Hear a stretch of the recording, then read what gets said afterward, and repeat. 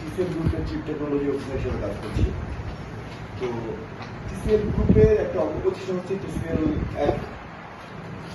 আমাদের কর্ণধার টিসিএল গ্রুপের ম্যানেজিং ডিরেক্টর, সম্মানিত ম্যানেজিং ডিরেক্টর, উনি ওনার একটা প্যাশন থেকে এগ্রিকালচার টিসিএল অ্যাগ্রো শুরু হয়েছে। আপনারা শুনলেন টিসিএল অ্যাগ্রোর ওনার যে ড্রিমটা যে একটা স্মার্ট অ্যাগ্রো হবে এখানে।